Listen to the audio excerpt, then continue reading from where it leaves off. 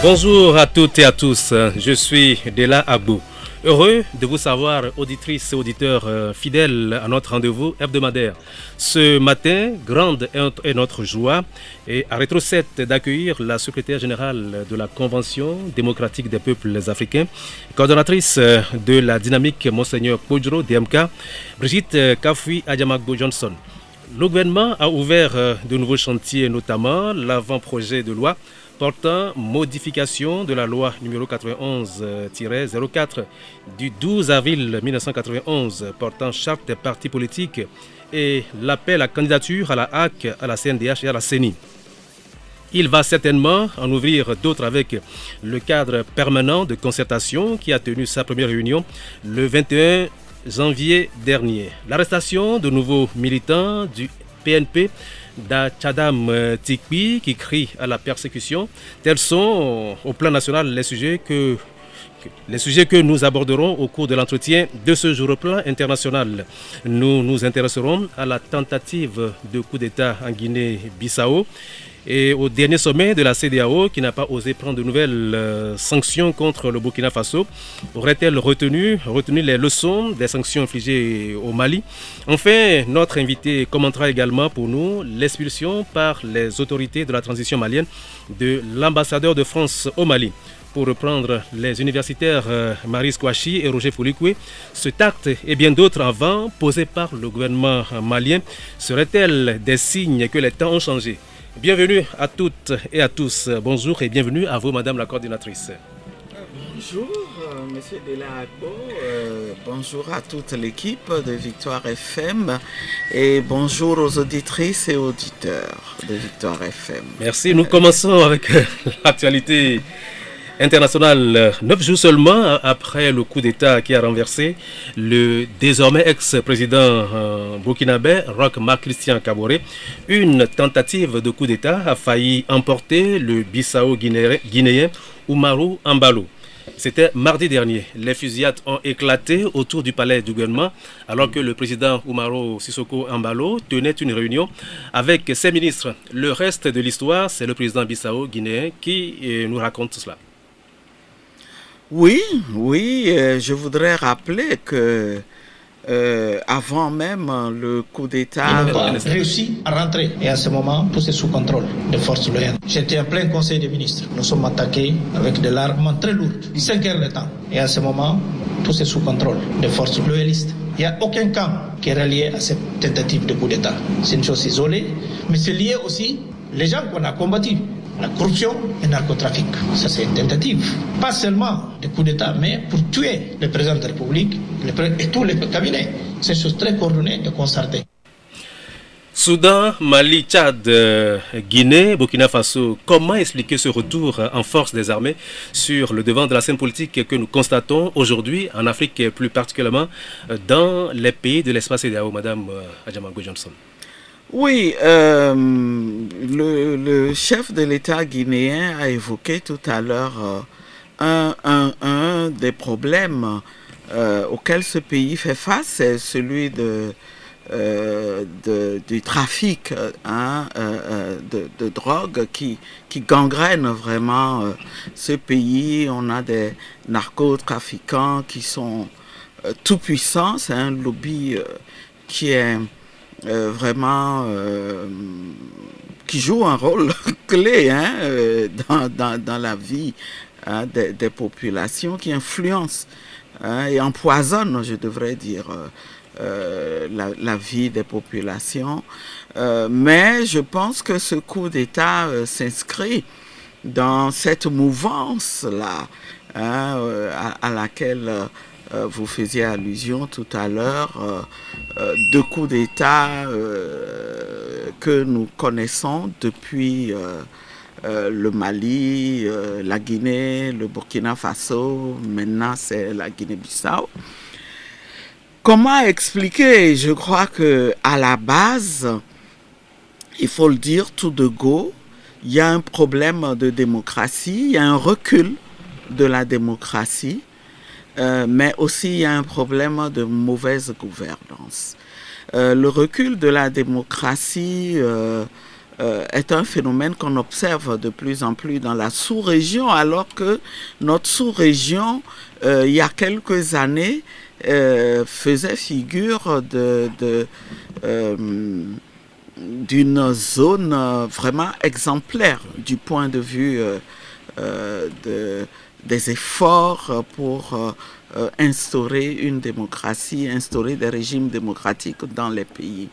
Le recul s'est manifesté d'abord avec des élections de plus en plus tronquées, manipulées, et notre pays, le Togo, malheureusement, a joué un rôle important sur ce plan. Donc, on a assisté à des élections contestées. Et ensuite, il y a le fait aussi que il y a un entêtement de ceux qui sont au pouvoir à se maintenir en opérant des coups d'État constitutionnels face auxquels les peuples semblaient impuissants, alors que ils veulent ardemment, ils désirent choisir leurs dirigeants. Alors c'est une pratique qui s'est répandue un peu partout, et quand on ajoute à cela la mauvaise gouvernance qui fait que les populations s'appauvrissent de plus en plus, alors que la plupart de ces pays regorgent de ressources. Il faut aussi mentionner dans les pays du Sahel le fait que la crise sécuritaire à laquelle ces pays doivent faire face n'est pas gérée à la satisfaction des populations. On a vu au Mali, au Burkina et même au Niger, on voit de plus en plus ces populations se sont soulevées contre la gestion qui est faite de ces crises-là et contre ce qui apparaît un peu comme une subordination des premiers responsables à la France qui, pendant 10 ans, ça fait 10 ans déjà, s'est engagé à aider à mettre fin au terrorisme. Vous voyez, quand vous mettez ensemble tous ces éléments, eh bien, ce n'est pas étonnant qu'on assiste à ces remous. Oui. Et pourquoi, à votre avis, c'est l'Afrique de l'Ouest où, en l'espace de 18 mois enregistrés, 4 coups d'État, une tentative qui est plus particulièrement concernée par... Non seulement c'est l'Afrique de l'Ouest, mais c'est les pays francophones d'Afrique de l'Ouest. Oui. Alors, ça renvoie à un problème profond, ça renvoie à la racine du mal. C'est que... ces pays, en réalité, ils sont censés avoir reçu leur indépendance, mais en réalité, ils restent sous la domination de la France, il reste une ère d'influence de la France, et le rôle de la France n'est pas à exclure de tout ce qui se passe. Parce qu'il faut appeler un chat un chat. Les populations ont constaté que pour pouvoir se maintenir dans les pays et défendre leurs intérêts, c'est-à-dire puiser les ressources de ces pays pour satisfaire les besoins de leur population, eh bien, ces puissances, et notamment la France, a tout fait pour avoir à la tête des pays des dirigeants qui leur sont soumis, qui défendent leurs intérêts, et a rendu quasiment impossible, quand je disais tout à l'heure... Vous savez qu'on dit que les peuples méritent les dirigeants qu'ils ont. Est-ce que c'est... Ah ben, écoutez, justement... Est-ce que la France, elle seule, pourrait faire ce qui se passe non, là, mais justement, ce peuple se réveille. Les peuples se réveillent. les peuples se réveillent parce qu'ils ont compris le jeu qui se fait, et ce sont les peuples qui ont commencé à manifester, à montrer clairement qu'ils comprennent le jeu de la France et qu'ils comprennent en réalité que les dirigeants qu'ils contestent ne sont pas libres et qu'eux-mêmes reçoivent leurs ordres de l'ancienne puissance coloniale. Et donc, c'est eux qui ont commencé à manifester. Et tout cela a provoqué ces coups d'État. Voilà. La CEDEAO a tenu un sommet extraordinaire jeudi à Accra, mais elle n'a pas osé prendre des sanctions nouvelles contre le Burkina Faso. Apparemment, l'institution sous-régionale semble avoir tiré les leçons des très sévères sanctions prises récemment contre le Mali, et des sanctions qui n'ont pas dissuadé de nouveaux putschistes de frapper, notamment le lieutenant-colonel Damiba, de passer à l'acte au Burkina, ni des militaires bissau-guinéens de tenter de renverser Oumarou Embalo. Alors, quelle est votre analyse de cette situation? Devons-nous déjà applaudir la CEDEAO pour une fois d'avoir... Oh, n'allez pas trop vite en besogne. Cette CEDEAO, elle est loin de répondre aux aspirations des peuples. Elle est toujours perçue comme non pas une CEDEAO des peuples, mais un syndicat de chefs d'État. Et la CEDEAO elle-même est un des acteurs de la France-Afrique, il faut finir par le dire, parce que les populations ont compris aussi que de plus en plus la France se cache derrière la CEDEAO pour qu'il ne soit pas dit qu'elle donne directement des ordres. Alors, c'est ce qui explique les positions que la CEDEAO ont eu à prendre concernant le Mali, la Guinée. Et nous voyons maintenant que pour le Burkina Faso, elle semble faire autre chose. D'abord, on constate que c'est une politique de 2 poids, 2 mesures. Si, comme vous le dites, la CEDEAO a vraiment tiré le son de la réaction, la forte désapprobation de sa politique vis-à-vis du Mali et de la Guinée, eh bien, elle devrait revenir aussi sur les décisions prises au sujet du Mali et de la Guinée.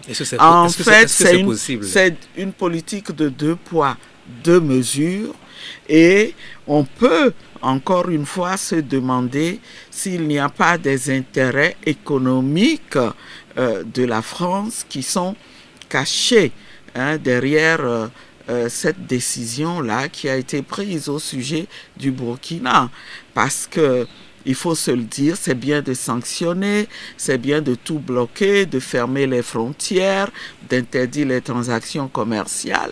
Mais il n'y a pas que le Mali qui perd, il n'y a pas que le Mali qui ressent les effets néfastes. Il n'y a pas que la population malienne que l'on veut affamer qui en souffre.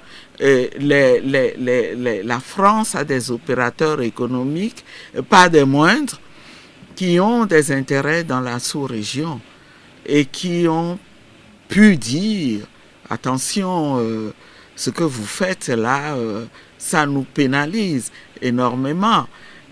Si on doit fermer encore les frontières du Burkina Faso comme on a fait au Mali, eh bien, vous voyez, il y a des considérations. Et je pense que ce qui se passe en ce moment suscite beaucoup d'espoir au niveau des peuples africains qui espèrent et qui soutiennent le Mali, la Guinée, qui soutiennent les coups d'État en se disant c'est le début de quelque chose. Les relations entre la France et ses anciennes colonies ne seront plus jamais pareil. On va pouvoir se battre pour que nos pays soient enfin véritablement souverains, que cette souveraineté-là soit basée sur la souveraineté du peuple, car il faut se le dire, en démocratie, c'est le peuple qui est souverain et qui délègue ses pouvoirs au premier responsable. C'est ça qui est en jeu. Oui, et madame, que les peuples retrouvent leur souveraineté. Oui. Nous allons tout à l'heure parler de la France et de ses relations avec l'Afrique. Mais vous direz mais si vous permettez, je vais terminer mon développement. Oui. C'est qu'il faut rester vigilant. Il faut rester vigilant parce que la France, on se doute bien, ne va pas se croiser les bras pour que les choses se passent comme le souhaiteraient les peuples africains. Donc, quand vous parlez de coup d'État, il faut qu'on soit vigilant aussi pour savoir identifier les bons des faux. C'est ça. Voilà. Bien, nous revenons à la CEDEAO que justement Messa Guillaume Gabriel Kodjo qualifie d'instrument au service de la domination néocoloniale. Et il a raison. Voilà, c'est ça. Il a raison. Alors, on a constaté que donc les sanctions ne prospèrent plus, ne font plus peur aux militaires qui veulent prendre le pouvoir. Alors comment la CEDEAO doit-elle s'y prendre aujourd'hui pour régler les crises? Cette CEDEAO n'a pas la capacité de régler les crises, à moins qu'elle ne se remette véritablement en cause. Mais est-ce qu'elle en a les moyens? Est-ce qu'elle a les moyens de s'affranchir, elle aussi, de la subordination à la France, mais aussi aux autres puissances? Est-ce qu'elle en a les moyens? C'est ça la question. Mais puisque vous posez la question, eh bien, aujourd'hui, plus que jamais, il faut que la CEDEAO écoute les populations. Elle voit très bien que ces coups d'État que personne ne souhaite. Dans le principe, on ne peut pas encourager les coups d'État parce que nous sommes en démocratie, nous sommes censés être en république et les forces armées doivent être soumises au gouvernement civil. C'est ça le principe, c'est ça qui permet d'assurer la paix, la stabilité des pays. Mais justement, c'est parce que les dysfonctionnements, à un moment donné, prennent une telle ampleur qu'il n'y a rien d'autre à faire que cette solution-là. Donc, si je comprends, vous êtes d'accord avec les Africains qui disent que le coup d'État est aujourd'hui le régulateur des crises en Afrique? Ben, en quelque sorte. Quand vous arrivez à une situation où la démocratie est totalement instrumentalisée, les institutions qui sont censées réguler la vie publique et préserver les intérêts des populations, elles sont elles aussi instrumentalisées, bloquées, elles sont verrouillées, et paix à son âme, c'est le doyen Agbo-Ibor qui a l'habitude d'insister sur ce problème-là de verrouillage des institutions. Voilà là où ça conduit. Quand on ne veut pas trouver des solutions, eh bien, voilà où on en arrive. Quand les politiques parlent parce que eux, ils n'ont aucune force armée, eh bien, on leur dit causez toujours. On nous laisse parler. On ne nous écoute pas. Mais à force, voilà là où on en arrive. Donc, que la CEDEAO commence à écouter les peuples et à aller dans le sens où ils veulent. Il faut rapidement la réformer. D'abord, il faut qu'elle accompagne dans l'immédiat, qu'elle accompagne ces pouvoirs qui sont là dans cette période de transition, qu'elle les accompagne, plutôt que de les invectiver, plutôt que de vouloir asphyxier. On punit les populations et cela est inacceptable. On ignore la voix des populations. On va jusqu'à dire, donner l'impression, je pense que le président de la commission de la CEDEAO, dans l'une de ses récentes sorties sur Africa 24 ou TV5, a laissé entendre que ces peuples-là ne savent pas ce qu'ils veulent. Mais c'est un mépris profond. C'est ce type de dirigeants-là, il faut qu'on œuvre à ce qu'ils cèdent la place à d'autres dirigeants qui ont compris que en démocratie, c'est la voix des populations qui compte. Et donc, on accompagne ces transitions-là pour que les problèmes qu'il y a à régler, on puisse les régler et qu'on aille vers le rétablissement d'un ordre constitutionnel. Vous savez, les Togolais, peut-être que ça remonte à 3 décennies et qu'aujourd'hui il y a une jeunesse qui n'a pas vécu ce que nous avons vécu pendant la transition que nous avons connue au début des années 90. Nous avons été confrontés au même problème parce que, par empêchant par trop d'optimisme, on a pensé à la conférence nationale souveraine qu'une année de transition suffirait à mettre en place d'abord la nouvelle constitution, à préparer les élections qui devaient avoir lieu à la fin de la transition. Mais en fait, on a sous-évalué les difficultés et il s'est avéré, si vous vous souvenez, que on s'est retrouvé rapidement au bout d'une année avec les coups de boutoir que les forces rétrogrades donnaient au gouvernement de transition auquel j'ai participé, donc je vous parle de quelque chose que j'ai vécu. Oui. On s'est retrouvé à la fin de l'année dans l'impossibilité totale de pouvoir organiser des élections. On n'a pas pu avancer. Alors ça a été très difficile de négocier pour que la transition soit prolongée parce que les forces dictatoriales étaient là et menaçaient. Et on finit, vous avez vu comment ça s'est terminé. On n'a pas ménagé les efforts pour prendre d'assaut la primature, tout ce que ça a provoqué comme dégâts. Au Togo, les Togolais sont bien placés pour comprendre ce que les Maliens disent. Quand ils disent ne nous enfermez pas dans une vous comprenez quand ils disent que les élections ne sont pas la solution? Comment je les comprends? Les élections ne sont pas une fin en soi. C'est parce qu'on les a considérées comme une fin en soi.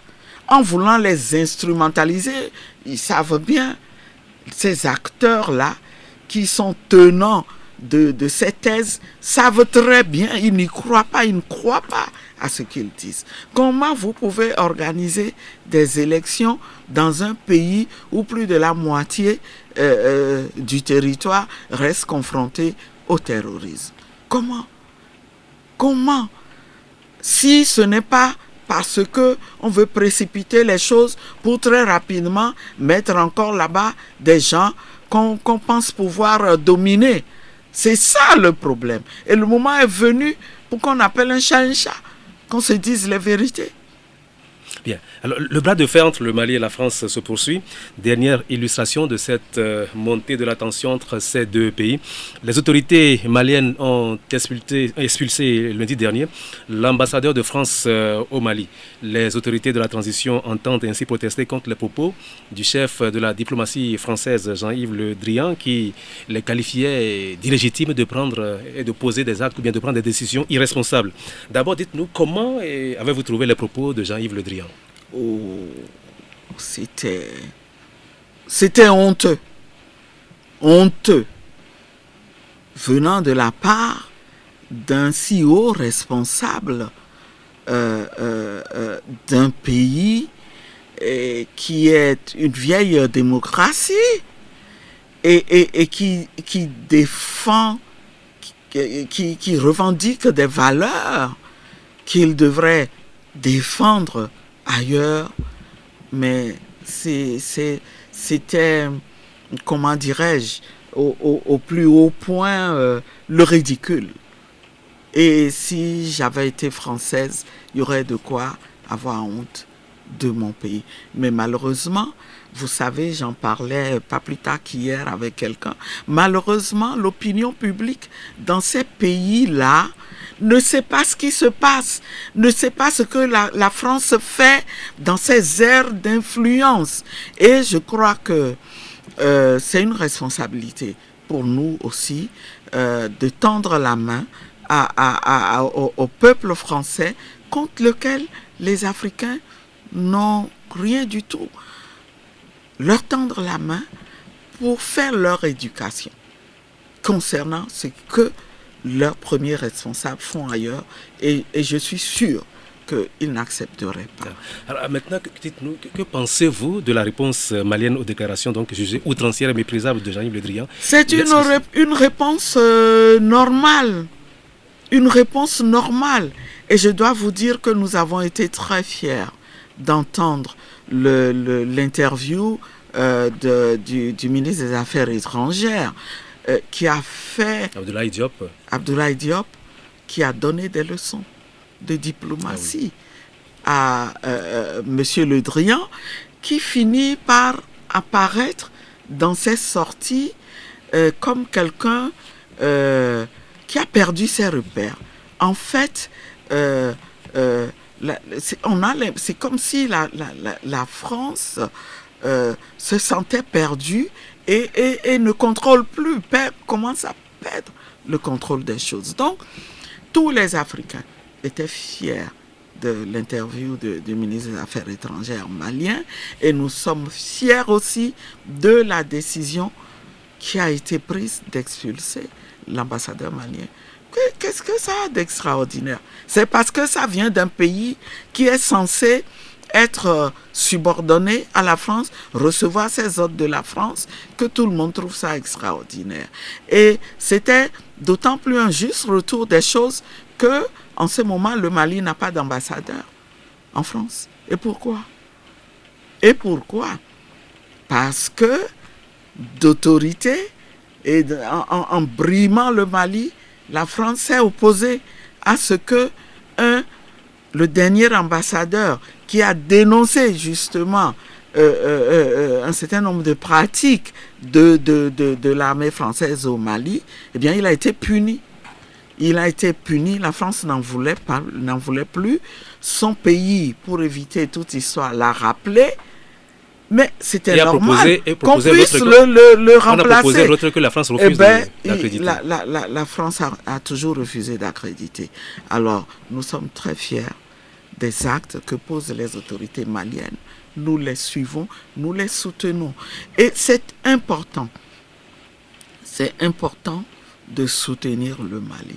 C'est important de soutenir la Guinée. C'est important de soutenir les nouveaux responsables des pays dans la mesure où ils restent dans la ligne que voudraient les peuples africains, c'est-à-dire sortir enfin de cette France-Afrique, sortir enfin de la subordination à l'ancienne puissance coloniale. Nous allons vers une véritable décolonisation de l'Afrique. Ouais, c'est un défi à relever. Oui. Donc nous devons les soutenir pour ne pas les laisser à la merci de ces forces prédatrices qui font tout pour récupérer la situation. Alors, l'expulsion de l'ambassadeur français a suscité des réactions chez les politiques français, c'est une évidence.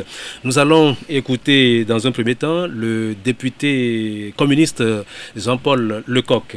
Monsieur le ministre, Guinée, Mali, Burkina Faso, les changements de régime dans le Sahel vous obligent à modifier radicalement votre politique dans la zone. Au Mali et au Burkina Faso, les coups d'État militaires semblent moins contestés que la présence française. Certains pensent même que la prise de pouvoir par les militaires est un gage de retour à la souveraineté. Entendez-le, les sanctions de la CEDEAO contre le Mali ont été vécues comme ayant été pilotées par la France. Or, elles vont appauvrir les Maliens et les peuples aux alentours. Ça aussi, vous devez l'entendre. comprendre. Le résultat de votre obstination, c'est que notre ambassadeur a été expulsé du Mali. Les peuples du Sahel veulent se libérer d'un lien de subordination avec la France. Est-il monétaire? Est-il économique ou militaire? Les communistes pensent que ce sont les trois à la fois. Il faut rebattre les cartes de la présence française au Sahel. Les sociétés privées de sécurité comme Wagner ne sont là que parce que la politique française sahélienne a failli. Malgré le courage de nos soldats au Sahel, l'armée française a échoué. En conséquence, annoncer un plan de retrait de nos troupes avec un agenda concerté. Plutôt que les accords d'Alger qui vont déchirer le Mali, soutenez le désarmement de tous les groupes armés, comme proposé dans la feuille de route de Lusaka. Rendez une deuxième fois leur indépendance à ces États. Mettez fin au franc CFA et au pillage des ressources par les multinationales françaises. Faites respecter la démocratie et écoutez les peuples et pas seulement leurs dirigeants. Les communistes et toutes les organisations de progrès sur place vous le demandent. Nous l'avons constaté avec la plus grande gravité lors du colloque Ama Donsoko à Dakar la semaine dernière. Si vous aviez fait tout cela, ces coups d'État se seraient heurtés à une résistance populaire forte. Monsieur le ministre, n'est-il pas temps d'écouter enfin les forces de progrès africaines? C'était là donc Jean-Paul Lecoq, un député communiste français à l'Assemblée nationale. Il interpellait Jean-Yves Le Drian qui était donc à l'Assemblée nationale. Alors, une réaction à ces propos du... C'est un homme politique de qualité. C'est quelqu'un, il a montré qu'il comprend vraiment les enjeux. Et il comprend qu'il faut anticiper pour que la France préserve des chances de continuer à coopérer avec les pays africains, mais à coopérer au même titre que les autres pays. Et cette coopération-là ne pourrait être qu'une coopération gagnant-gagnant. Oui, mais pourquoi est-ce qu'on veut maintenir un modèle qui exploite certains peuples au détriment de d'autres? C'est ça le problème qui se pose. Et malheureusement, cette opinion est encore minoritaire. Absolument. Au sein de la classe politique. Ça vient d'un parti qui n'a pas de chance de prendre le pouvoir. Oui, mais attention, quand les Français vont comprendre ce qui se joue ici, ça risque de faire mal. Et tous ceux qui semblent rester dans cette logique-là de la France-Afrique risquent de le payer cher. Ils vont le payer cher à un moment donné. Comme vous l'avez dit, justement, je vais vous faire écouter aussi d'autres réactions d'autres hommes politiques français. Et ça va de l'extrême gauche à l'extrême droite. Nous allons l'écouter, c'est Annie Vidako qui nous présente tout cela. Jean-Luc Mélenchon de la France insoumise. Avant que les sacrifices et nos morts au Mali n'aient été rendus vains, avant que la déchirure soit complète, il est temps pour la France de revenir au réel et de vider l'abcès avec le pouvoir malien actuel. Et que l'Assemblée nationale soit saisie et décide d'un plan d'action. Marine Le Pen du Rassemblement national. Alors que nos soldats se sacrifient depuis 10 ans pour sauver le Sahel des islamistes, les militaires incapables de protéger leur propre pays ose chasser notre ambassadeur. Présidente de la République, je ferai respecter la France et notre armée. Nicolas Dupont-Aignan, candidat de Debout la France. La France ne peut pas être le paillasson du Mali. C'est quand 3 militaires français ont donné leur vie au Sahel et le gouvernement malien ose expulser notre ambassadeur. Par mesure de rétorsion, je demande la suppression de tout visa pour de nouvelles entrées de Maliens sur le sol français, l'expulsion manu militari des Maliens clandestins résidant en France, la révision de notre dispositif militaire au Sahel. Éric Zemmour du mouvement Reconquête. Nous nous battons pour expulser les djihadistes du Mali, mais le Mali expulse notre ambassadeur. Nos soldats meurent pour un pays qui nous humilie. Toute la politique africaine de la France est à repenser. Valérie Pécresse du parti Les Républicains. Ma conviction, c'est que la France doit rester au Sahel. Au Mali, nous nous battons contre l'islamisme qui menace non seulement l'Afrique, mais aussi et surtout l'Europe. Le renvoi de notre ambassadeur est une humiliation. Le gouvernement n'a pas anticipé cette crise. Voilà. En dehors de Jean-Luc Mélenchon qui semble aller dans le même sens que Jean-Paul Lecoq, tous les autres qui sont des candidats à la future élection présidentielle vivent donc cette expulsion comme une humiliation. Et quelle est votre réaction à ces propos-là? Non, mais c'est quand même curieux. Ils ne réalisent pas que l'humiliation, c'est nous qui l'avons vécu pendant longtemps. On n'a connu que ça, on est dans ça. dans l'humiliation. Le paillasson, c'est nous. Nous sommes le paillasson pour la France. Et c'est ce que nous refusons désormais. Et c'est dommage qu'ils ne comprennent rien. Moi, je pense que c'est des hommes et des femmes politiques à qui les Français demanderont des comptes un jour. Tous ceux qui n'ont pas compris que le moment est venu pour que la France change, accepte le changement que les Togolais, que les Africains souhaitent, eh bien, ils sont du mauvais côté de l'histoire et l'histoire se fera sans eux, les changements auront lieu sans eux et ce sera tant pis pour eux. Alors, dernier développement de la tension dans le Sahel, l'Union européenne a décrété des sanctions contre 5 responsables maliens, dont le Premier ministre Choguel Kokala Maïga. Ce soutien de l'Union européenne à la France, comment vous le trouvez? J'avoue que je suis quand même perplexe parce que il n'y a pas longtemps, l'Union européenne avait posé un acte qui semblait montrer qu'elle était un peu plus lucide puisque elle a poursuivi sa coopération avec le Mali. Maintenant, est-ce que leur intention c'est de se dire on ne va pas punir les populations, mais on va serrer la vis aux dirigeants?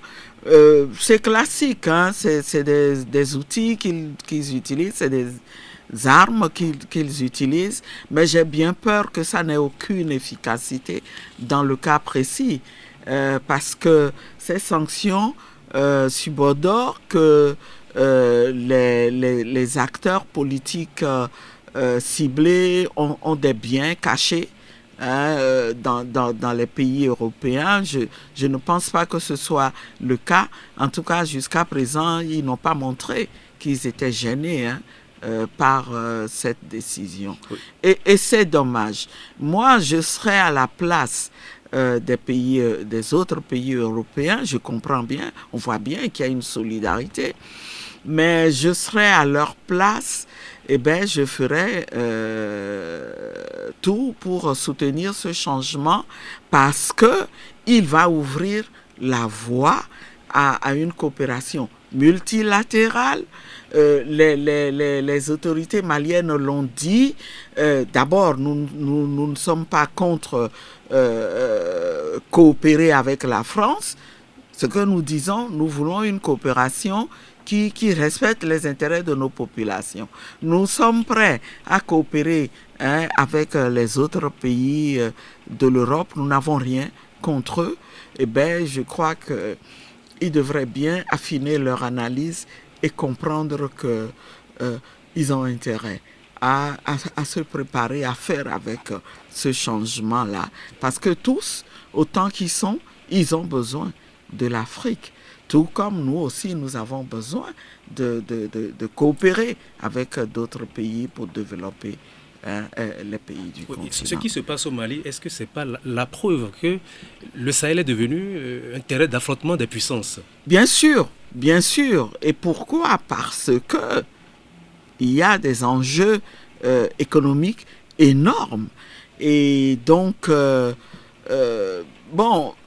je crois qu'une des choses que nous devrions surveiller de très près aussi, c'est que finalement, aujourd'hui, on voit très bien que il y a la Russie d'un côté et puis l'Europe occidentale de l'autre, mais il faut faire attention justement à cause de ces enjeux économiques, parce que la Russie n'est pas allée au Mali non plus pour les beaux yeux des Maliens. Et donc, il faut faire attention non seulement pour qu'on ne retombe pas dans les mêmes travers que ce que nous avons connu avec la France et dont nous voulons nous départir, mais aussi que ces puissances n'arrivent pas à s'entendre sur notre dos. le jeu est risqué, mais l'enjeu vaut la peine. Il faut y aller.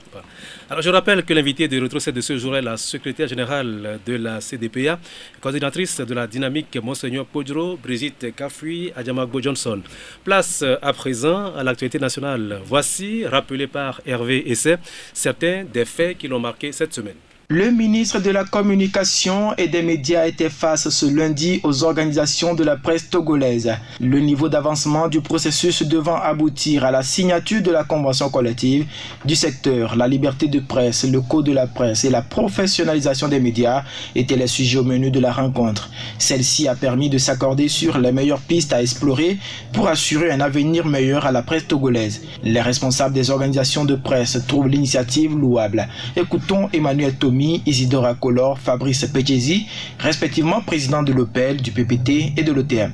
C'est d'abord une initiative louable de la part du ministre. Nous avons eu des échanges très fructueux avec le ministre qui a promis continuer ce dialogue presque permanent avec les responsables des organisations de presse. On s'est souhaité les vœux et on a échangé sur les problèmes qui minent la presse togolaise et qu'on se rencontre souvent pour régler nos problèmes. Il en va de la visibilité et de l'honorabilité même de notre pays. Il est fort possible que dans les jours à venir, les discussions soient réouvertes afin qu'on puisse parvenir à cette convention collective.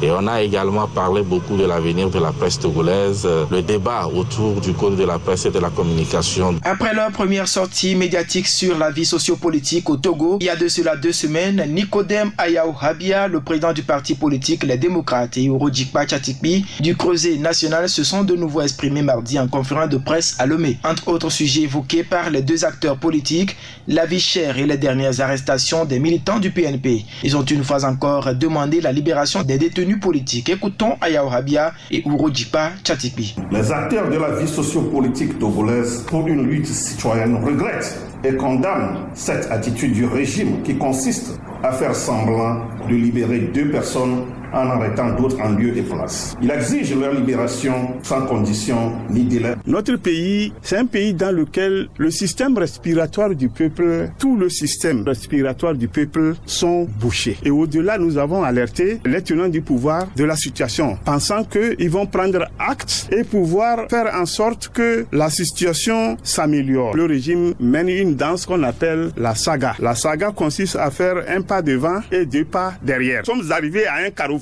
où ni l'un ni l'autre ne gagne. Alors qu'est-ce qu'on fait? On fait la balle à terre. L'Union pour la République Unir, le parti au pouvoir, a poursuivi le week-end dernier la mobilisation de ses militants dans la perspective des futures élections régionales. Certains de ces cadres étaient dans la région centrale, notamment dans les préfectures de Tchaoudjo et de Tchamba, d'autres dans la région des Plateaux, notamment dans la préfecture de Wawa, où les mots d'ordre du parti ont été transmis aux militants. Le collectif du monde éducatif du Togo, CEMET, accuse le gouvernement de ne pas avoir tenu ses promesses conformément aux engagements pris dans le protocole d'accord signé en 2018.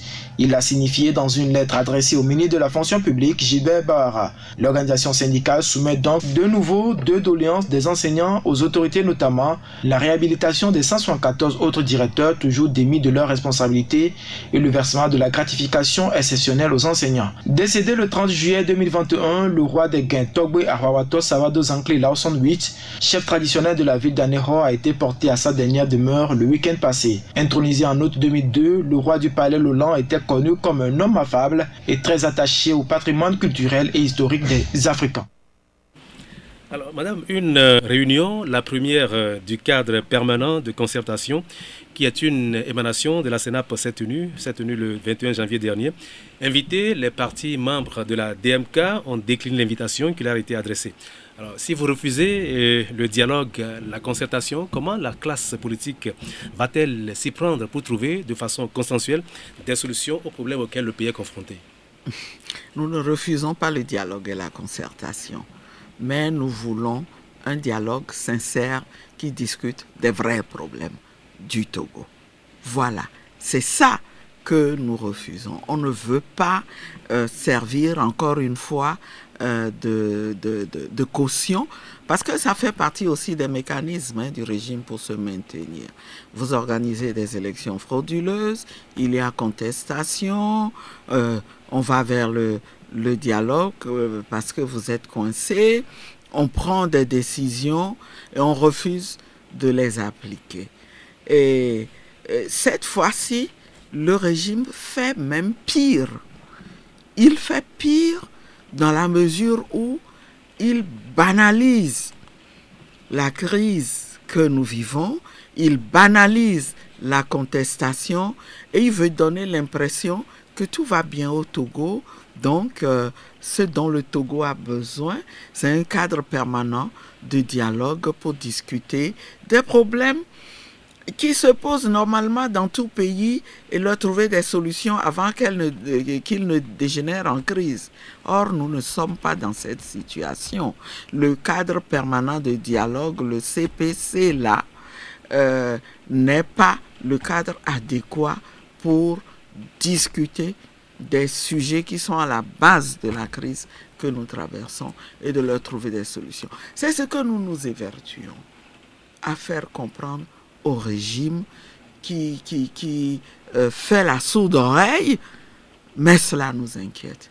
Cela nous inquiète parce que nous disons il faut pour une fois que le Togo montre un bon exemple. Oui, le CPC connaîtra, le CPC d'ailleurs que le Messa Guillaume Kodjo qualifie de gagé, crié, tiré des décombres des CPDC de tristes souvenirs. C'est ça. Absolument. Le CPC On en a connaîtra connu des questions sociopolitiques et culturelles, sanitaires et environnementales, sécuritaires, économiques et fera ensuite le suivi de la mise en œuvre des propositions issues de la concertation nationale entre acteurs politiques CNAP tenue du 19 janvier au 13 juillet 2021. En refusant d'y prendre part, Mme Adjamago, en refusant d'y prendre part, de futures décisions importantes se prendront sans vous. Et vous savez que les boycotts n'ont jamais arrêté le pouvoir d'aller de l'avant. Honnêtement, oui. Vous êtes convaincu que c'est au niveau du ministère, fut-il un ministère d'État, de l'administration territoriale, que la crise que nous traversons va être réglée? Quel est ce ministère a-t-il vraiment le pouvoir de discuter de ces questions? Justement, c'est l'une des raisons pour lesquelles il ne faut pas penser que ce cadre peut permettre de discuter de la crise togolaise. C'est exprès que l'on fait. On a eu des cadres qui présentaient davantage de garanties pour discuter. Mais vous avez vu là où on en est aujourd'hui. Donc, ce qu'il faut appeler de tous nos voeux, et c'est pour ça que nous continuons de le marteler, c'est que le premier responsable de ce pays comprenne qu'il est temps. Il est temps de revenir à la raison. Il est temps de nous montrer tous responsables si nous aimons notre pays. Alors, si c'est vous qui étiez au pouvoir et que la situation est telle qu'elle se présente aujourd'hui, qu'auriez-vous fait? J'aurais pris conscience de ce qu'il y a des acteurs politiques de taille et qu'il y a mon adversaire de taille depuis l'élection du 22 février 2020 qui est en exil, que j'ai renvoyé en exil avec Monseigneur Philippe Fango Rojo. J'aurais commencé à créer les conditions pour qu'il revienne. J'aurais ensuite rapidement libéré les détenus politiques pour envoyer des signaux aux Togolais que je veux aller vers l'apaisement, je veux les écouter. Enfin, les Togolais sont silencieux, mais c'est un silence qui fait beaucoup de bruit. C'est un silence qui parle en lui-même. Et les gens ne comprennent pas ce que nous vivons. Quand on ne voit pas les Togolais dans la rue, ils ne comprennent pas. Mais ceux qui ont créé le contexte pour que les Togolais ne soient pas dans la rue, eux, ils décodent.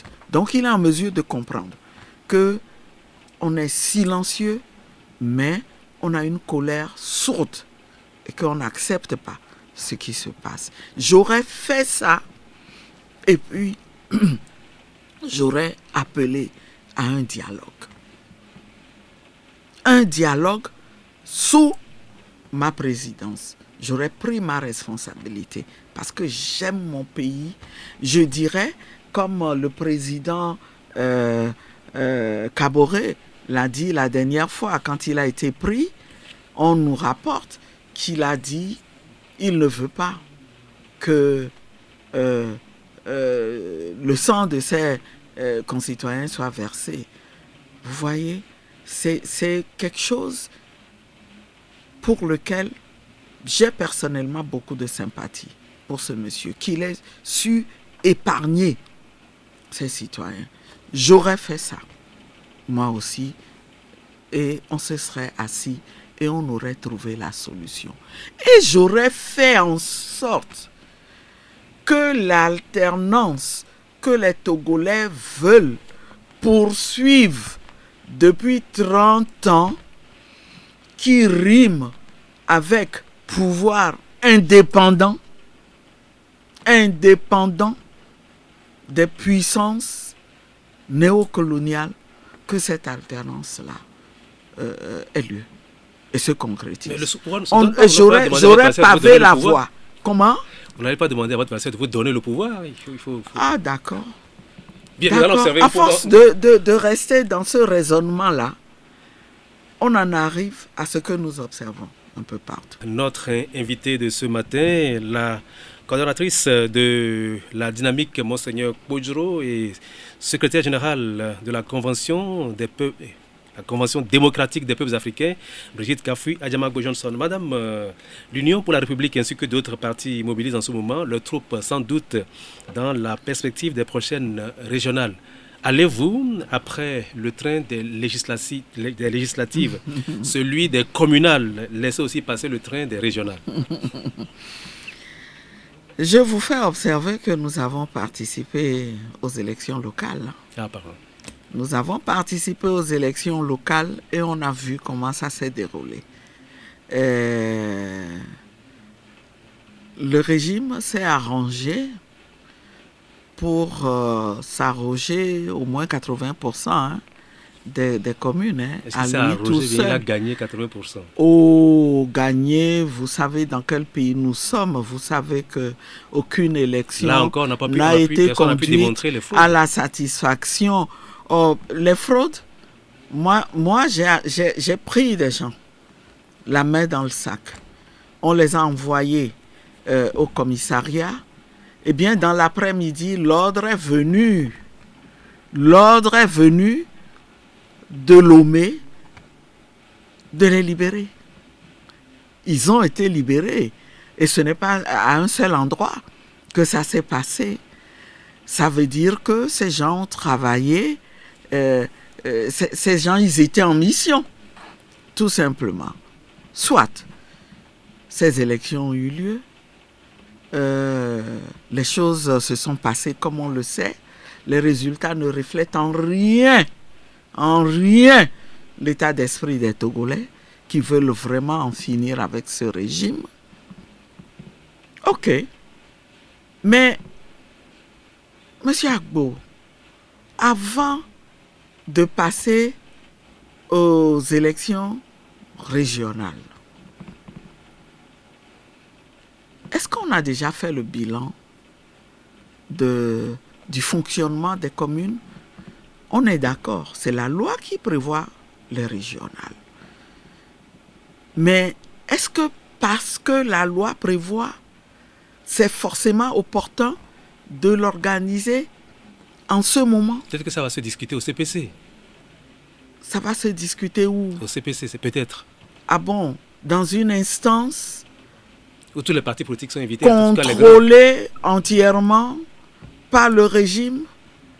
Ceux qui avaient participé aux discussions qui ont abouti au CPC, les propositions qu'ils ont eu à faire, vous pensez que tout a été pris en compte et vous pensez que ce qui a été pris en compte a été suivi des faits comme les gens le veulent?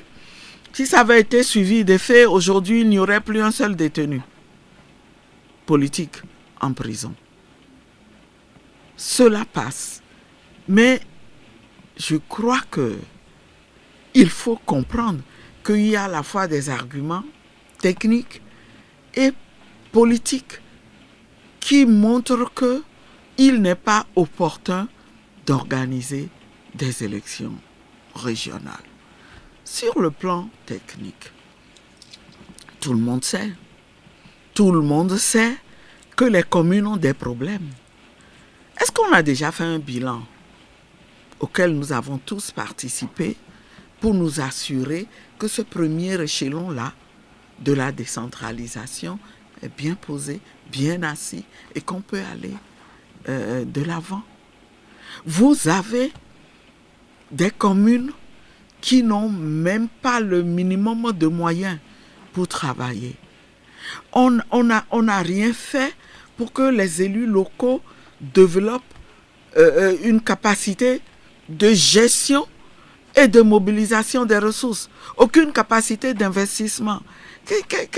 Avec quels moyens les élus locaux ont travaillé? Et vous voyez, quand vous voyez le visage de nos communes là, vous avez l'impression que les choses ont vraiment évolué, que les élections locales organisées il y a 2 ans ont vraiment servi à changer la vie des populations au quotidien. Aujourd'hui, il y a d'énormes problèmes à régler. Et quoi qu'on dise, c'est la responsabilité de l'État d'apporter des solutions à ces problèmes. On ne le fait pas. On ne s'enquiert pas de la situation qui prévaut. Ça veut dire tout simplement qu'on n'a pas une volonté réelle de décentraliser. Que, encore une fois, on se sert uniquement de la décentralisation pour se renforcer, pour s'enraciner et faire croire aux partenaires du Togo qui croient pouvoir de bonne foi aider à régler nos problèmes, à enraciner la démocratie et à permettre le développement local. On leur fait croire qu'on est dans cette logique alors qu'il n'en est rien du tout. Maintenant, politiquement, c'est des élections régionales. La moindre des choses, c'est que avant d'organiser de nouvelles élections, que le contentieux qu'il y a au regard des dernières élections, qu'on puisse le régler. Vous voulez organiser des élections régionales dans les mêmes conditions que les élections qu'on a toujours eues et qui vont donner les mêmes résultats.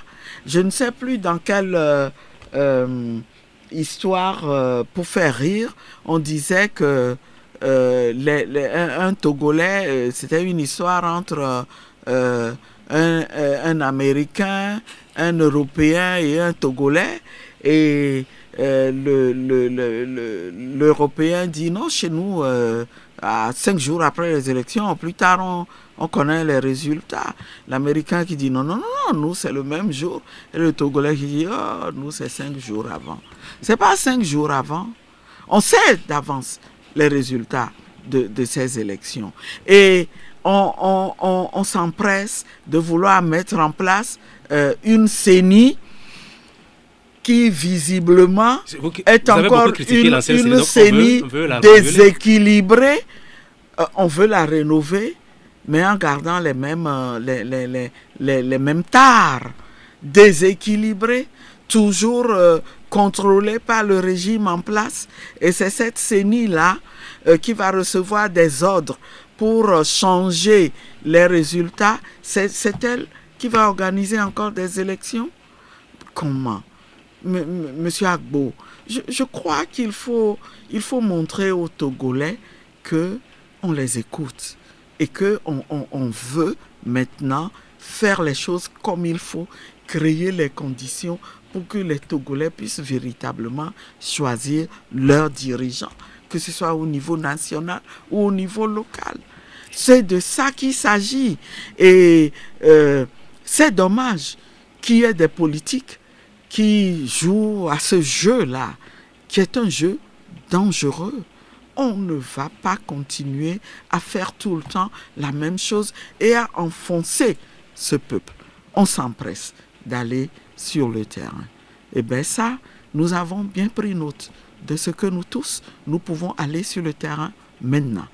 Et nous demandons qu'on commence déjà à lever l'état d'urgence. Qu'on restitue aux Togolais les espaces de liberté dont on les a privés. Bien. Alors, le Conseil des ministres a adopté tout récemment un avant-projet de loi portant modification de la loi numéro 91-04 du 12 avril 1991 portant charte des partis politiques. Êtes-vous d'accord avec que cette charte mérite d'être dépoussiérée d'abord et puis approuvez-vous l'initiative du gouvernement? D'abord, je voudrais rappeler que historiquement, cette charte a été une conquête de haute lutte. Et donc, ça a été un progrès qu'on puisse consacrer le pluralisme politique, le droit pour les Togolais de créer des partis politiques conformément à leur idéologie. Les conditions sont contenues dans cette charte-là. Et il y a eu 3 décennies aussi à peu près de mise en pratique. Et bon, on peut pas désapprouver le fait qu'on veuille retoucher à la charte. Mais encore une fois, je voudrais dire que ce problème-là n'est pas prioritaire. Il ne préoccupe pas les Togolais. Vous et moi, cela ne nous préoccupe pas. Il y a plus grave qui nous préoccupe. Nous voulons faire en sorte que le pays aille mieux, que nous choisissions les gouvernants que nous voulons et que dans leur gouvernance, ils nous prennent véritablement en compte, que nous n'ayons plus faim, que nous puissions assouvir les besoins de base, que nous puissions accéder aux services sociaux de base, ce qui n'est pas encore gagné, et que quand la vie devient extrêmement difficile, eh bien, ces gouvernants comprennent et qu'ils prennent des décisions sérieuses qui nous permettent de faire face à nos difficultés. C'est ça qui nous préoccupe. Donc, ce n'est pas faire une réforme de la charte des partis politiques. Oui, il y a eu plus d'une centaine de partis politiques. Il y a certains désordres là, il faut quand même mettre un peu d'ordre, non? Mais, et il y a des partis qui ne sont là que de nom. Mais le désordre que je vois, c'est le régime en place qui le crée lui-même.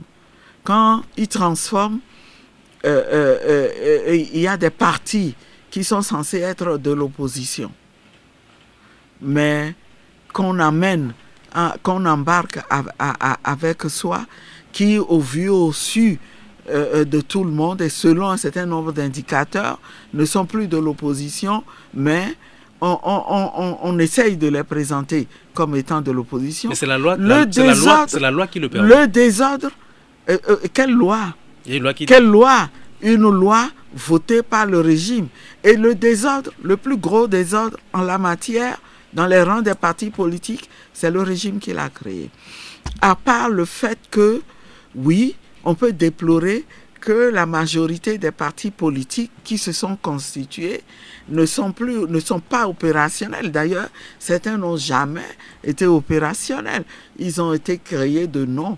Et là encore, le régime était à la base. Il a contribué à créer des partis politiques dont il s'est servi. Et ceux qui sont en hibernation, de temps en temps, il va en réveiller quand il a besoin d'alliés. Bon, ça va pas, mais ce n'est pas le plus prioritaire des problèmes que nous avons. Bien. Voilà. Madame, des rumeurs font état d'une probable hausse des prix des produits pour le Togo. Quand prendrez-vous une nouvelle hausse des prix de ces produits en ce moment où beaucoup de Togolais tirent le diable à la queue? Je ne comprendrai pas, personnellement, parce que je suis de ceux qui tirent le diable par la queue. Je ne comprendrais pas. Mais le prix du baril et je ne comprends mais écoutez, le prix du baril a baissé pendant longtemps sans que on ne baisse le prix du litre. Si ça a été baissé, peut-être pas suffisamment à votre goût, mais ça a été quand même pas baissé. Suffisamment, et on a mis du temps pour le faire. Et puis dites-moi, et si on essayait un peu de régler cette histoire-là, ce scandale-là qui a été dévoilé et qui nous a fait perdre des centaines de milliards, est-ce que ça ne permettrait pas de compenser un peu les choses pour que on puisse maintenir le prix des produits pétroliers à la portée des pauvres Togolais que nous sommes? Pitié, pitié, à moins qu'on veuille pousser à bout les gens, pitié. Bien, le roi Awaoto Savado Zankli, Lawson Zankli 8 a été porté à sa dernière demeure le week-end passé. Le connaissiez-vous? Et si oui, quel souvenir garderez-vous de l'homme? Je garderai de lui le souvenir d'une autorité traditionnelle qui a su comprendre que son peuple a besoin de liberté. Quelqu'un qui était engagé aussi pour que ce pays change. Quelqu'un qui a toujours été proche de ses administrés et très actif dans des initiatives sociales pour améliorer les conditions de vie. Et j'ai découvert la dernière fois qu'il avait un engagement à la fois citoyen et chrétien très fort au sein du mouvement catholique CVAV, dont les responsables lui ont rendu un hommage émouvant. Quelqu'un de posé et d'agréable, avec lequel il était facile de travailler. Quelqu'un qui a su montrer que il place au-dessus de tout les intérêts du pays, les intérêts de son peuple, et ce qu'il a poussé quand il a été humilié en période de crise dans ce pays.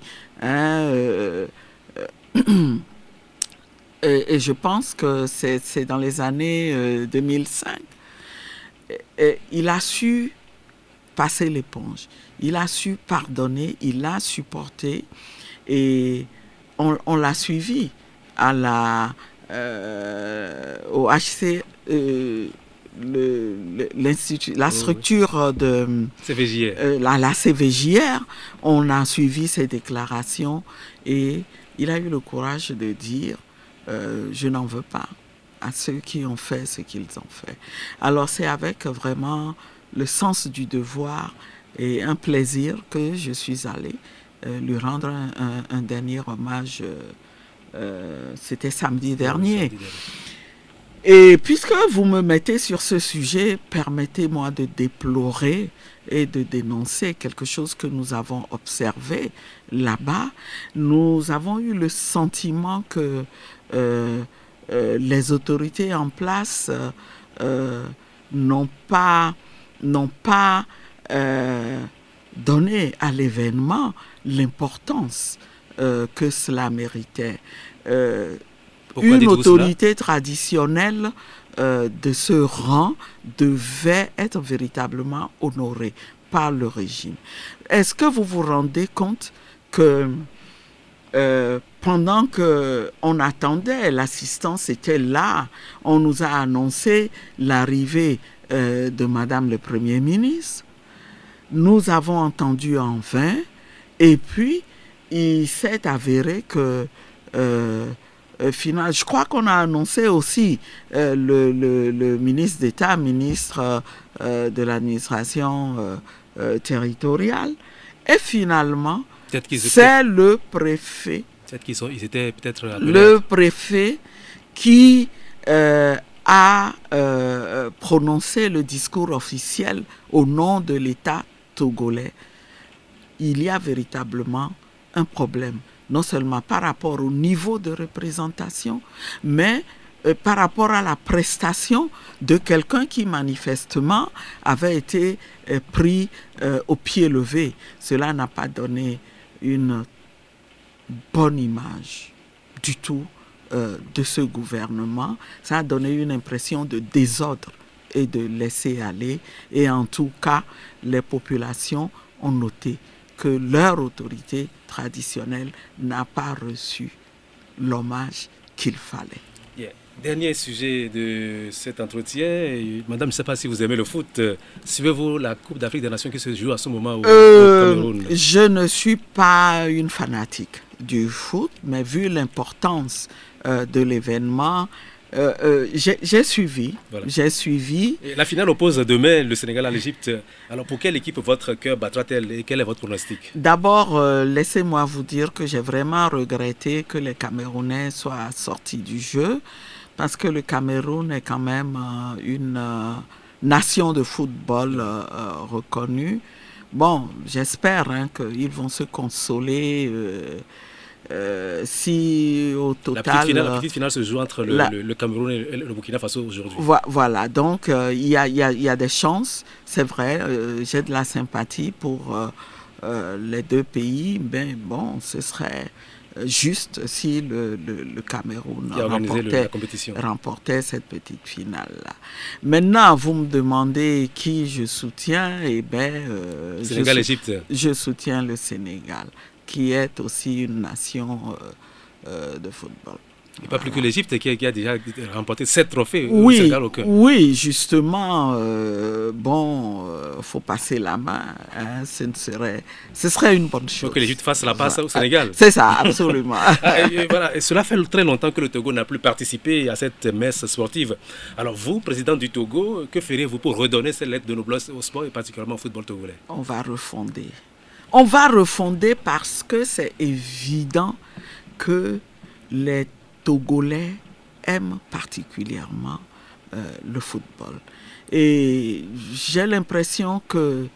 je me demande parfois si ce n'est pas parce qu'on veut les punir qu'on fait tout pour que le football togolais ne prenne pas. Alors, moi, n'étant pas spécialiste du domaine, eh ben, je réunirai les experts, mais je réunirai aussi les citoyens qui s'intéressent à la chose et on trouverait des solutions pour refonder le football. C'est absolument une nécessité. Hein, voyez-vous, ça fait partie aussi de l'image du pays et vous imaginez la joie que les succès procurent aux Togolais. Oui.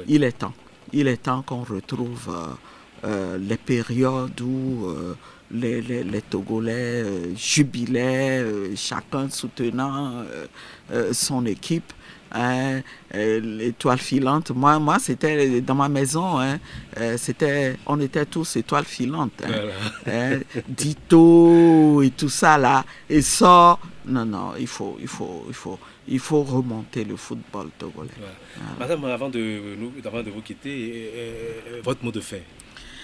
C'est un mot d'espoir et un mot pour exhorter les Togolais à être particulièrement attentifs aux changements qui s'opèrent dans la sous-région, à soutenir ces changements et à se joindre à ce vaste mouvement de changement pour que nous, Togolais, nous ne soyons pas laissés pour compte. Le Togo aussi doit changer et c'est plus que jamais en ce moment que nous devons tous agir. Et c'est des changements qui se font par les armées. Est-ce que c'est...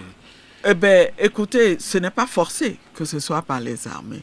Moi, je suis une femme politique, je suis mère de famille, je suis responsable et j'ai le souci de faire en sorte que mes citoyens ne perdent la vie en se battant pour